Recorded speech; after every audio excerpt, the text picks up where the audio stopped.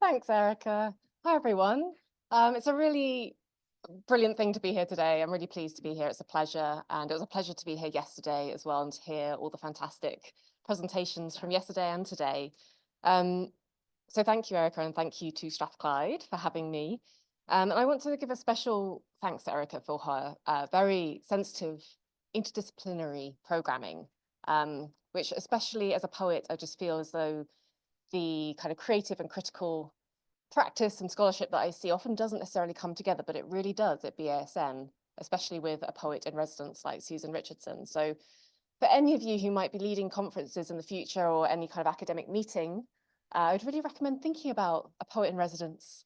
Not necessarily me, but I think it's a really fantastic thing. So thank you, Erica. And that's a bit of a nod as well to the fact that I will be reading a few poems of my own today. As Erica mentioned, I am primarily a poet. So I won't necessarily be reflecting on the poems. I will be popping them up on the screen for you to read along, because sometimes that's a little bit easier than just hearing them. I won't be reflecting on them, but I'll be using them kind of as momentary pauses or bookmarks, if you will, as I kind of move through some other thinking that has come out of a current project that I'm working on. And this current project is called Cuteness and Contemporary Environmental Culture, Developing Eco-Poetic Practice. And it's an AHRC-funded research development and engagement fellowship, which I've started back in July of last year. So it's very new work, and I'm hoping at some point it's led to a book, so the poetry collection which came out last month called Baby Schema, which I'll be reading from. But it's also something which I hope will be moving towards a kind of collection of essays or non-fiction book in the future. So my first book was Significant Other. It was a poetry collection which came out in 2019. And in that book, I was very interested in anthropomorphism, which you all know is a bit of a dirty word. And this book came out, it was thinking a lot about sea creatures, marine creatures, limpets, barnacles, the kind of species that we might overlook, especially when it comes to writing poems.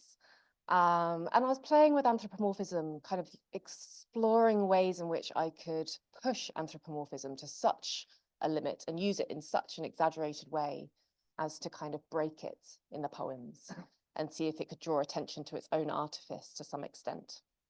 And when that book came out in 2019, I started to think, you know, what will come next? What can I do next? What's worse than anthropomorphism? And the answer is, of course, cuteness. As I've been talking to some of you already yesterday, Chris Packham came up in conversations on the fact that he won't even use the word cute. Instead, he uses C word. He says, don't use the C word. But I'm afraid I am going to use the C word today quite extensively. And it's going to be quite an expansive talk where I think about stuffed animals, but I also think about how cuteness, or in fact stuffed animals, gives us a kind of lens onto narratives of animal endangerment and extinction.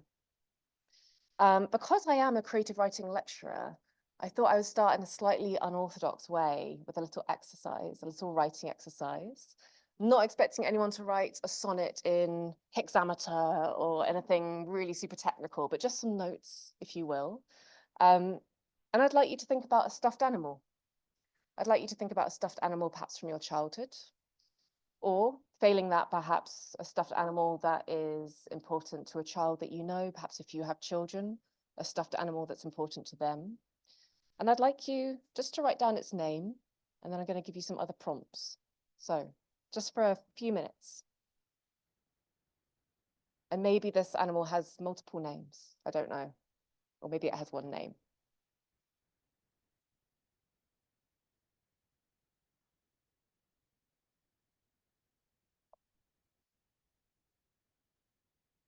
And then I'd like you to have a think about the visual element of this stuffed animal. What did it look like?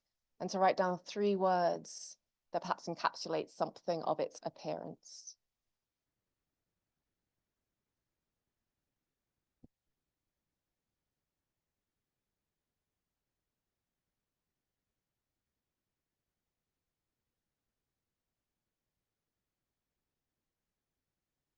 And then 3 more words about how this stuffed animal felt.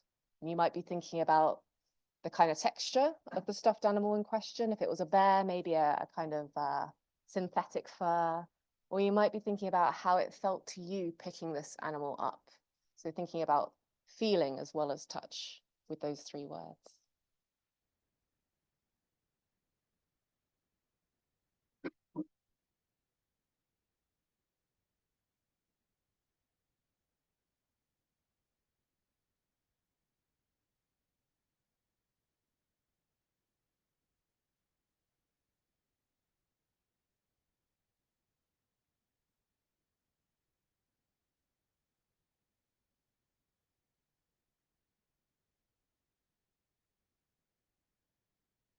Maybe a sentence about its origin story. How did this stuffed animal come into your possession? Was it abandoned? Did you buy it? If so, what was the purpose of buying it? Was it an impulse buy? You might even want to include something about the animal buried into that stuffed animal. Where does that animal come from? Its real animal origin.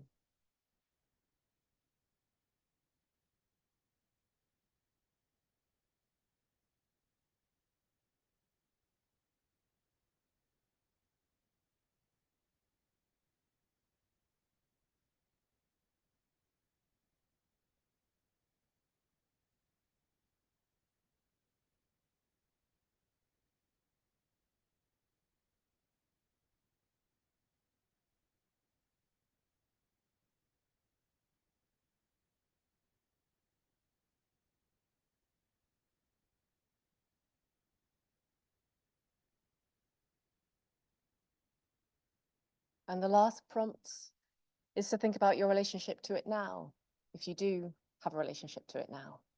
I'm speaking here as someone who has lots of stuffed animals in my dad's house in a cupboard, which have been there for about the last 15 or so years. What is your relationship to that animal now? Perhaps it was lost, perhaps it's found a new home, perhaps it's been given to someone else, perhaps it's still really important to you.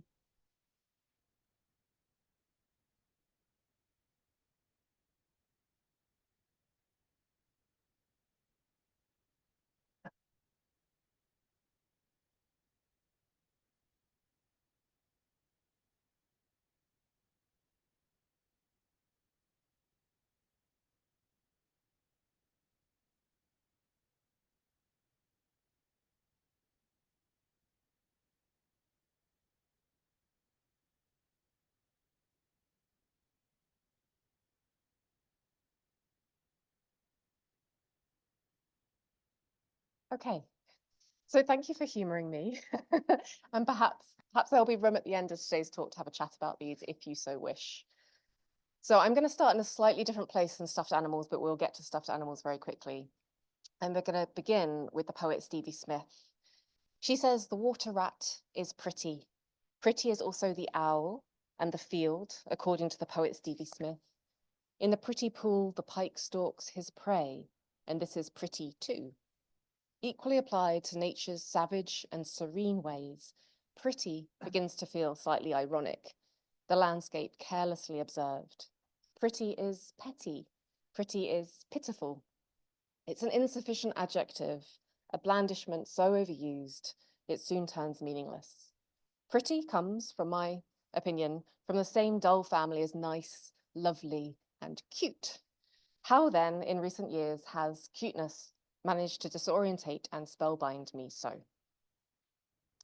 In recent eco-poetry workshops that I've run as part of my project with the Seven Rivers Trust in Worcester, we've discussed different reactions to the natural world, specifically the natural world as it is with life forms in rivers, especially the Severn River. What made us ew with disgust, ah with surprise, or awe with cuteness? I don't do cute, said a participant defiantly. No, I thought, cuteness does you. Prompting oars and pulling at heartstrings, the endearing encircles us. Whether we like it or not, it's everywhere. From rubber duckies and teddies to pet names, baby, pets, teddy bear dogs, and actual babies. Cuteness is an aesthetic and an affect that's linked very much to sentimentality, to childhood, to girliness. It's coded often as feminine, and it crosses over into kitsch, which is the kind of epitome of bad taste. Cuteness is an aesthetic that's linked to disposability.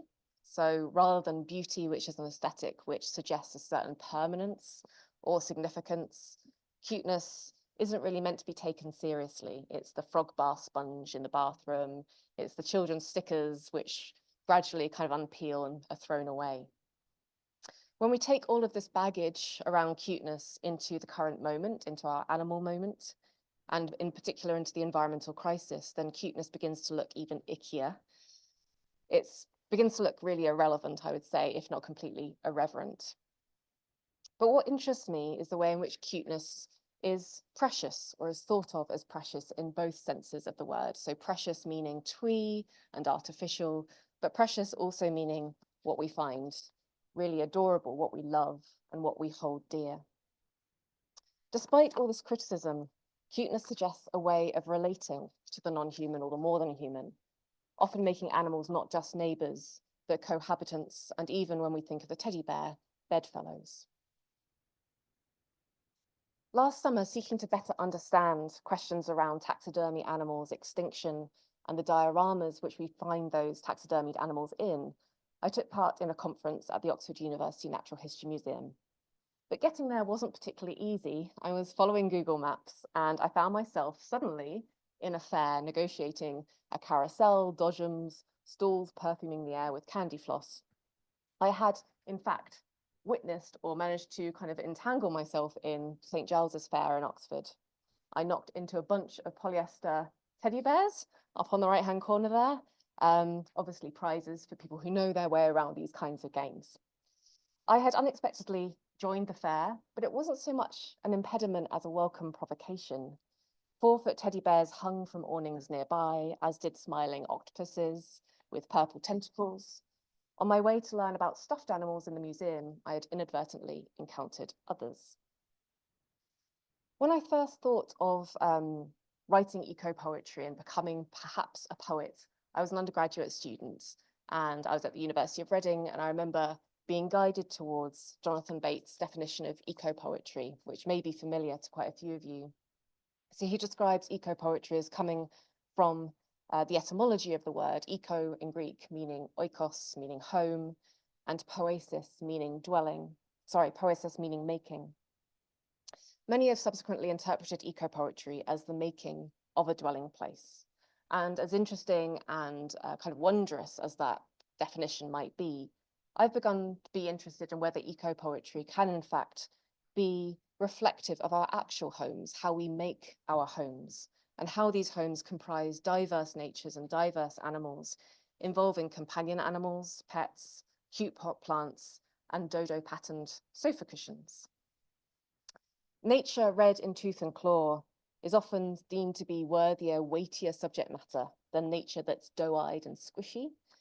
But I wonder why, I suppose. And I'll hopefully explain some of that today. At the fair, I remember watching a young man walking through these teddy bears and pausing and squeezing one of the stuffed bear paws.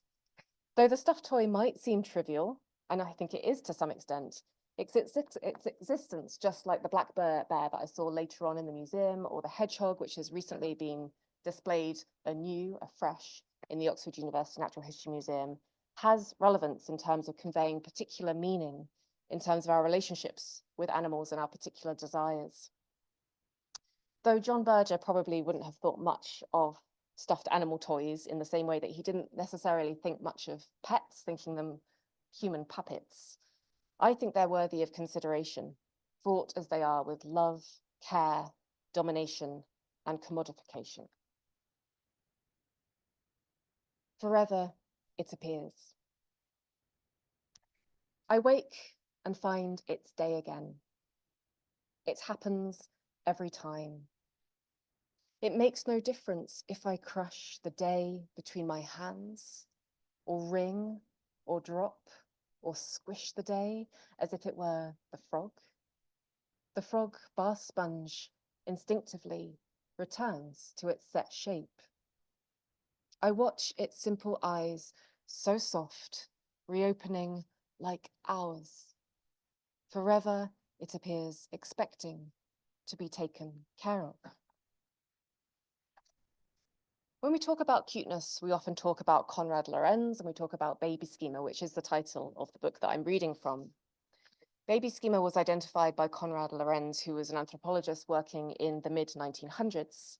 And we can see from this image a little bit about what baby schema includes, what it comprises, and I'm sure lots of you are familiar with this already. So it's the neotenic features, the juvenile features of both humans and more than human species.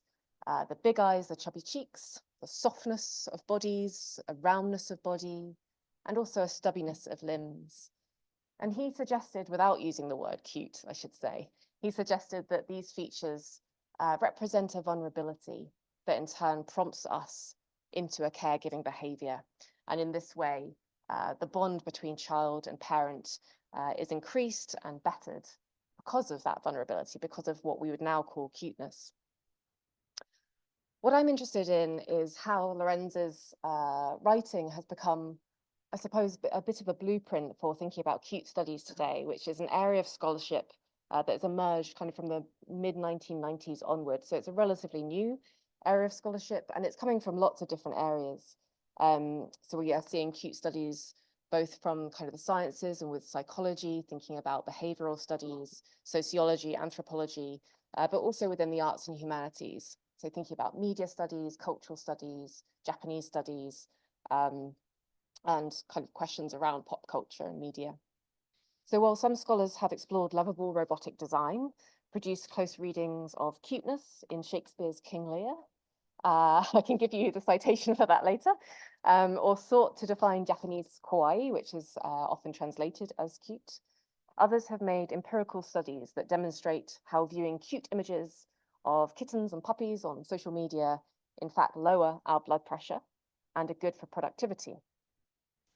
So if you're ever tempted to have a look at one of those videos, it might be doing you some good. Cyan Nye is probably the better known scholar who's talked about cuteness in our aesthetic categories. She's pursued Lorenz's argument into the world of late capitalism and thinking particularly of commodified cute objects. So she says, and she identifies, I think, really saliently that cuteness is often what is small, what's vulnerable, and what is malleable. So what kind of submits to us. And I think this quotation does a really good job of giving us a little bit of an overview. So she says, since cuteness is an aestheticization of powerlessness, what we love because it submits to us, and since soft contours suggest pliancy or responsiveness to the will of others, the less formally articulated the commodity, the cuter. And this might be read into the frog bath sponge as much as it might be read into something like the figure of Hello Kitty, who doesn't actually have a mouth, and we can talk about that later if need be. And in a moment, I'll talk about bears and how this might relate to the stuffed animals that I'd be interested to hear which ones you chose. Belonging. I don't remember this snout, this washable stink, but I held him all through the night like a regular nature lover. Does the bear possess knowledge of me in his unmuscly memory? His tiredness suggests he was my everything, and I to him, and still? Only lately his outdoorsiness was evolved to have more give, and give more love, and it was felt that when it fell from our clutch, our furred and pawed belonging should fall softly stuffed so as to never wake us up. In his essay, Out of the Wild and Into Our Beds, the scholar Mike Jeffries identifies the cute evolution of the commodified bear, the teddy bear. He describes, and this is a story I'm sure some of you will know already, how the stuffed toy came to be via Theodore Roosevelt, the president, who in 1902 refused to shoot a bear cub on a hunting trip. This story has a slightly kind of bit of a twist. By refusing to shoot this bear cub, of course, the sentiment of the tale was hugely important, and the bear became an important symbol in his presidential campaign in 1904 and prompted the manufacture of Teddy's bear, which you can see on the left-hand side here. What's left out of the story is that the bear was not actually a cub, but an adult female who'd been tied to a tree and was in fact shot by a different member of the hunting party. So political propaganda aside, I think actually there's a kind of different political story that appears from the cute evolution of bears. And I want to kind of draw attention to how this bear that we see on the left-hand side, it's kind of fairly bear-like as stuffed animals go. We've got the snout, we've got the long limbs, and we've also got a kind of real fullness of body. So this bear looks like it can stand alone. And these kind of bears would have been stuffed with kapok and sawdust, so materials that are very different to the polyester animals that we see today. So here is a bit of a cute evolution speeded up of what kind of bears we might be seeing today. And I often wonder kind of what do bears look like, or what will they look like in the next 100 years? So I'm taking bets if anyone wants to suggest. I'm kind of thinking maybe just eyes and ears, maybe a kind of cuddly vapor in the future. Not really sure. So you can see through this evolution what Nye talks about in terms of that simplification, that reduction of detail within the animal. And I think to some extent this parallels what Yifu Tuan says about affection and dominance. And of course, he talks about this in relation to pets. But affection is not the opposite of dominance. Rather, it is dominance as anodyne. It is dominance with a human face. It's worth, though, I think, I'm going to say but, and it's a big but, I think it's worth returning to that poetry workshop that I mentioned earlier, in which the participants said, I don't do cute. And I said, no, cuteness does you. There's an interesting push and pull to cuteness, and there is such a phenomenon as being overwhelmed by cuteness. And I wonder if I could pause for a minute and ask if anyone has ever had a reaction to cuteness where perhaps you've wanted to pinch or bite or eat the cute thing. Would anyone like to share? Yes.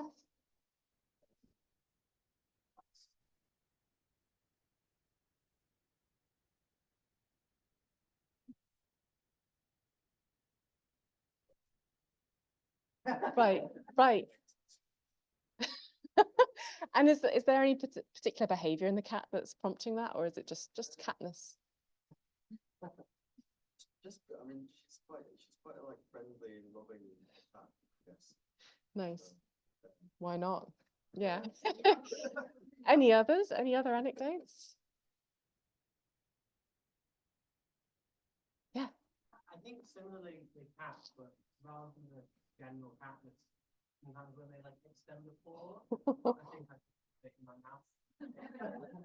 Right. Thank you for sharing these. I really value the sharing. This is often what is described as cute aggression. So again, some of you may be familiar with this as a phenomenon in which we are so overwhelmed by positivity of cuteness and so wanting to care and love that our brain kind of needs to rebalance ourselves. So that desire to eat the paw or whatever it might be, or squish the cat, is in fact our brain saying, okay, we need to reintroduce some negative emotion to balance things out so I am still in control to some extent. And we see this, of course, with some of the kind of language around cuteness. This is a Valentine's Day card I found. And then an axolotl, which is, of course, an endangered salamander, being described as a squishmallow. So lots of squishing, lots of kind of quite, I would say, violent acts that cuteness kind of elicits in us. So I think despite cuteness being generally perceived as the aestheticization of powerlessness, which Nye gives us, it is also quite powerful as an aesthetic. I think it's worth noting that cuteness here comes from the word acute, meaning shrewd or cunning. And so there's a kind of cleverness that is baked into cuteness, an ability to manipulate, which isn't necessarily the case when we look at cuteness from other cultures. And again, thinking about kawaii in Japan, not having, of course, that same etymology. So I think there's something interesting about this powerful nature of cute, which of course also means that we perhaps regress slightly into childhood and no longer are able to speak in full sentences or use grammar, but instead we're reduced to these kind of outbursts of squee and oh. I think there's also something interesting about how cuteness might be said to not necessarily obliterate the self, but there's a kind of threat. So it's so cute I could die is often the phrase that comes out when we're looking at, say, cute kittens. And in this respect, I think dare I say it, I think there's a kind of wild edge to cuteness. So adorable. The kittens are so adorable, I could die. The potato, with a deep cut, like a dolphin's smile, a little less so. Still, at the market, I consider taking it home. These days, everything tells me, submit to love. The kittens are so adorable, I could die. And if I don't, or can't, no doubt this would reflect badly on me. I confide to a friend who's already made a list of beneficiaries. Understanding the kittens are so adorable, I could die. I begin to eat and sleep as though for the last time. Waking at my window, I find the wet nose of a leaf. I hold my body tight, which is, for now, all mine.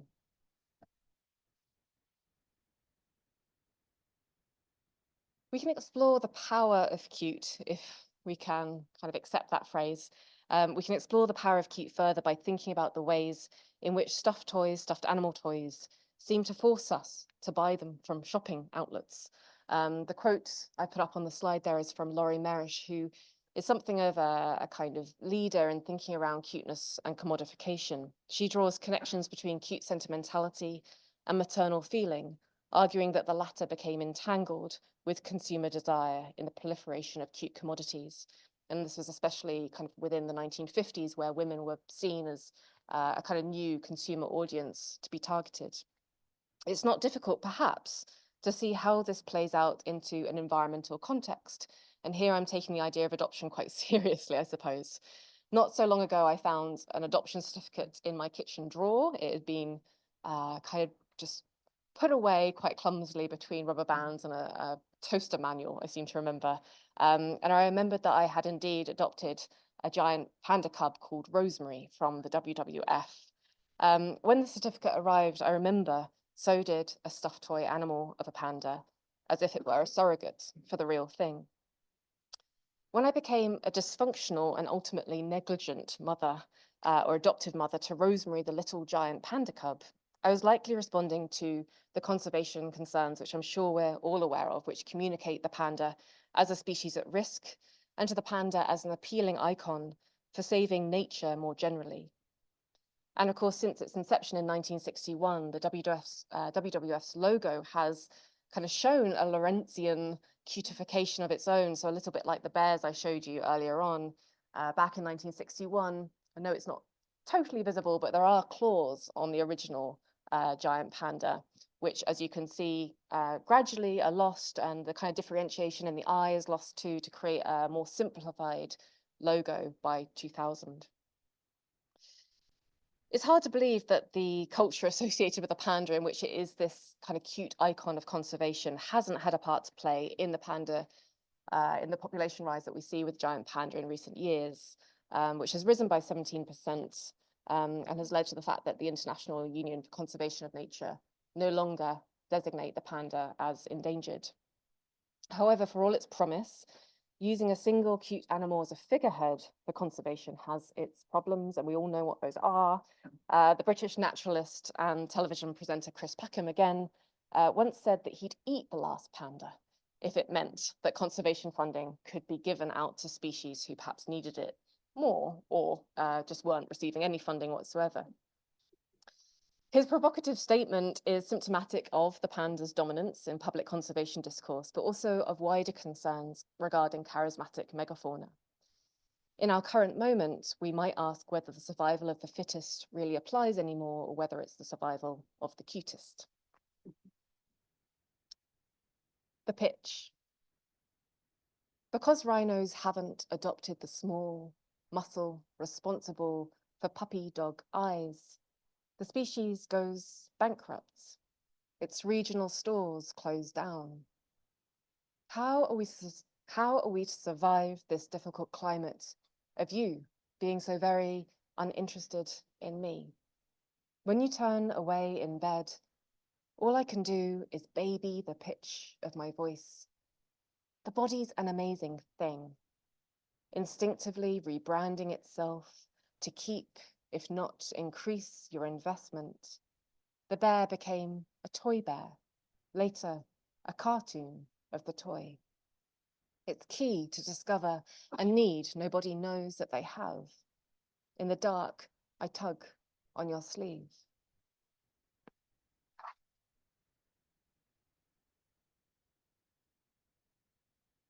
Writing on conservation practices and the Anthropocene, and I know Lorimer's name has already been mentioned today, or yesterday in fact, the cultural geographer Jamie Lorimer pursues the significance of cuddly charisma as it applies to perhaps giant pandas as we've seen before, but also mediated animals, elephants in particular. He looks at Disney's Dumbo. To explain the appeal of cuddly charisma, he reaches for anthropomorphism and cites Emmanuel Levinas's writing on the face, Kay Milton's work on animals that reciprocate human gesture, and Konrad Lorenz's argument on human preference for organisms that, as he says, look like human babies. Big eyes, chubby cheeks, and stubby limbs suggest that vulnerability triggers in us a caregiving response. And what's cute calls out to our senses. And I think Lorimer does a brilliant job of talking about kind of the aesthetic side, but also the corporeal side of thinking around real encounters with animals in the wild. So we have the kind of neotenic, infantile features of creatures, but we also have that kind of furry softness and perhaps also a squeakiness, that kind of high pitch that you see in this poem. These are qualities that draw us to real animals, I think, as well as to often stuffed animals. But what if other factors are at work here? In Imagining Extinction, Ursula Heiser writes that charismatic megafauna are so prominent in thinking about species loss because their sheer size, perceived majesty, and fierceness makes it easy to cast them in narratives of tragic falls from grace. Valid as this argument is, I wonder how these impending narratives of tragedy influence the charisma in question. In a class I teach on cuteness and sympathy, a student tells me about a hedgehog-shaped cookie that she buys from a bakery, and she says that it was the last one, and I felt sorry for it. The cookie's status as something seemingly unwanted or perhaps just alone is what generates its cute appeal for the student. While a group of 10 puppies may already be cute in and of themselves, when I imagine one puppy losing its way or being left behind by its puppy brothers and sisters, then this too is likely to increase its cute stakes. I recognize here, as in quite a lot of my talk today, I'm traversing topics of kind of edible, unreal animals, stuffed toy animals, real animals, and endangered animals. And it's not meant to, at least my intention is not to make flippant these kind of differences or to suggest in any way that animal endangerment or extinction is kind of cute, as I'll make clear later, but rather to indicate the kind of range of affect that we can see, these conditions of tragedy, aloneness, unwantedness, as creating for cuteness. What if it wasn't the panda's large eyes and furry body, but her circumstance that pushed me to adopt her? Could it have been her endangerment that made her endearing to me? Was her apparent need to be adopted what I found adorable? This is all really queasy stuff, and with my kind of project and with the poems, there's a real desire to lean in rather than away from anthropocentrism and with cuteness too. And I think actually earlier, the talk on polar bears, that kind of difference, you know, between kind of the monstrous and then the kind of cute commodity. I wonder if there's something around climate change that has enacted a change in our perception of them. And John Muallen does a brilliant job of describing that change as the polar bear as victim rather than aggressor.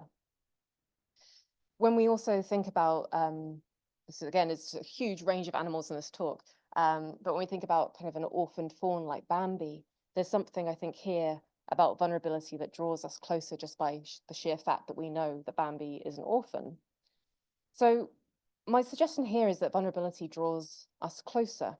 And this is probably related to Nye's description of cuteness as powerlessness, but it finds an environmental context. In a recent campaign to save the Balkan lynx, Anna Lasuska arranged stuffed animals with placards, one reading, "Hug me, I'm endangered." Much of the culture of communicating extinction similarly relies on the idea of animal loneliness, which you can see on the left-hand side there. This particular headline, "The Loneliest Frog in the World," relates to Tuffy, the last rab's fringe-limbed tree frog, but we find it also in the names given to certain endlings. So Lonesome George, the last Pinta Island tortoise, and the last northern white rhino, Sudan, who was given a tongue-in-cheek Tinder profile in the hope that he would find a mate. When of course, I think the reality was known by that point, that he wasn't going to find a mate. These animals are lonely because their number have dwindled so drastically, often so that there is just one individual remaining. Such phenomena suggest that our heartstrings are pulled not just by the cute animal, but by the precarious context and conditions in which we comprehend that cute animal existing, or more accurately, trying to exist. The language we choose to use for the last individual of a species would seem to support this understanding. In 1996, the journal Nature involved its subscribers in finding a new word to define the last individual of a family line or the last survivor of a species. When endling was suggested, counter-proposals emerged, including ender, relict, and terminarch. Indeed, terminarch was made by a contributor who wished to combat what he thought to be the pathetic sound of endling, which brought to his mind foundling. And Dolly Jorgensen, who's written quite extensively on endlings, has picked up this as a kind of mirror. So in her account of the word's emergence, Dolly Jorgensen suggests that endling is indeed a self-conscious mirror of foundling. The endling represents the end of line, whereas the foundling, because the child is an abandoned orphan and parents cannot be traced, is the start of a new genealogical line. And in this mirror that she mentions, I wonder again if Bambi might be glimpsed here, reminding us of his story of powerlessness, and how that suggests a kind of cuteness in its conception. Author Elena Passarello, where perhaps Jorgensen doesn't talk necessarily about the affect of the word endling, I think Passarello does a really great job of describing it. She says, of all the proposed names, endling is the most diminutive, like duckling or fingling. The little sound of it jingles like a newborn rattle, which makes it doubly sad. Even without their jingling name, when we perhaps suggest that endling isn't in the language that it has now emerged in, endlings, I think, are predisposed to a certain amount of cutification. This is because compared to the horror that we might feel with a swarm of insects or an army of frogs that might evoke Julia Kristeva's writing on the abject, when we find a single creature like Tuffy the tree frog, that single creature is containable and nameable and quite easily kind of yields to anthropomorphism or becomes anthropomorphizable. Pronouncements of ah or ew quickly turn to aw when a lone animal is involved. Tuffy, the last rab's fringe-limbed tree frog, makes, I think, a useful illustration here. Rescued from Panama's rainforests in which the chytrid fungus killed off his kin, and this fungus was, of course, exacerbated by changes in climates and global warming, which led to a real kind of uptick in the fungus. Tuffy lived his final years inside an actual container. So if we're talking about containability, Tuffy is the illustration of that. He was taken to a shipping container named Frog Pod in Georgia, Atlanta, in a particular botanical garden. He was named Tuffy by the son of the conservation specialist who cared for him. This extraction enabled specialist care, of course, and opportunities for captive breeding. However, the process as it applied to Tuffy, and of course as it applies to many other species in the same situation, continues a kind of process of domestication and perhaps commodification, as well as, sorry, I should have said domestication and objectification. In his detailed study of the succulent plant species, so a little bit of a jump here into the worlds of plants, the political ecologist Jared McGrailey's fantastic book called The Cactus Hunters describes how the beauty of the plant's aesthetic shifts. So when a succulent is In the deserts of New Mexico, it perhaps has quite a different aesthetic in the sense that it is wild and part of the ecology of the area, but intercepted by new desires concerning cultivation and commodification, the succulent becomes a cute little thing, in his words. It becomes domesticized, it becomes cutified. So too, I think, did Tuffy. Featured in the film Racing Extinction, his image was also projected on the Empire State Building, stickered on a racing car, and commemorated through a charming enamel pin, which I'm not wearing today, but I'll talk about in a moment, by the artist Corey Bing. I think the tree frog, even though many of us probably wouldn't have heard of Tuffy, I think he became something of a teeny weeny celebrity. And there's something here around kind of virtual presences and neighbours, which I find really fascinating. The fact that a species that's, far from the UK kind of comes to us as a virtual presence and is cutified and kind of made kind of important.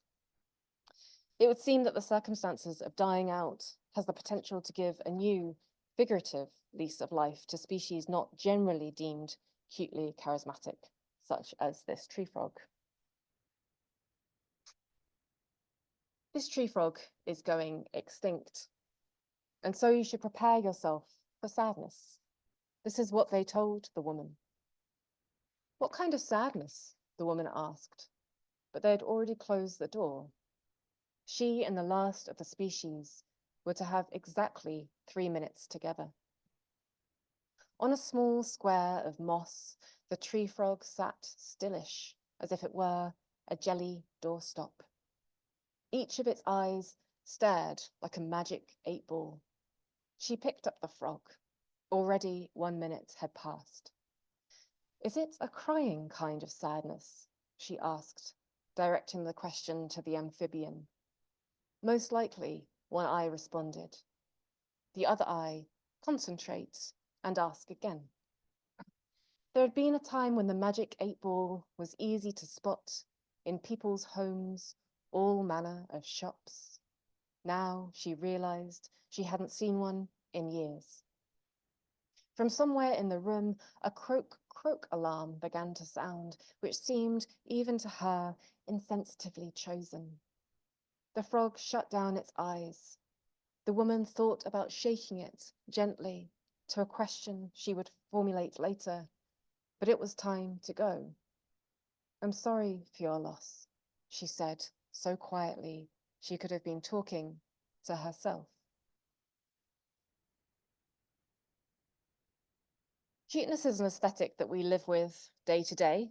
Its presence may go unnoticed as much as its presence might be irritating or unwanted. And in this way, we might conceive of cuteness itself as something of a neighbour. It's easy to come down on cuteness, to come down hard on cuteness. Not only do animals like Tuffy suffer the decimation of their kind, they then have to bear cutesy names like Tuffy, adding insult to injury. Most worrying of all, if an animal's appeal is reliant upon its vulnerability, then that appeal would surely diminish, if not disappear, with the supposed hoped-for reality of that animal thriving in abundance. The reasons, I think, for dismissing cuteness are too numerous to list here. I'm happy to list them after the talk. I think actually there's a really nice link here to Hannah's talk yesterday around humour and Hannah's question around humour, and the fact that there's a kind of suggestion that humour can contend with killing. And I think maybe cuteness in a way might be seen as a kind of sugar-coated pill when it comes to extinction. But I think because these negatives of cuteness are so extensive and we could talk about them all day, I think perhaps what's more interesting perhaps or more challenging is to find or argue for the good of cuteness. And here I want to circle back to that understanding of cute as precious, as contrived on the one hand and as dearly loved on the other. A few months ago, I did buy myself one of these Tuffy pins. I couldn't help myself. And I wondered, what is this? What am I doing buying this?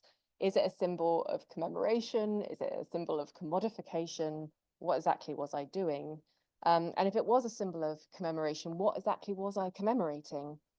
Presumably Tuffy's life and the species that he became a figurehead for, but then never having heard of Tuffy or the Rab's fringe-limbed tree frog before its extinction was actually communicated to me, I wonder if the pin in fact commemorated and commodified a missed connection with an animal, its cuteness emphasizing that we could have loved and cared differently, perhaps better, generally, for the earth. Writing in the 1970s, Joseph Meeker thought that comedy, rather than tragedy, would help us navigate the challenges of ecological survival. He saw humor and laughter as adaptive mechanisms and proposed the importance of what he called a play ethic, in which creativity and playfulness produces connection with the natural world. With its outstretched arms and starry eyes, cuteness makes perhaps a similar invitation. Recent developments just in the last few years in cute studies have moved away from Lorenz's focus on baby schema.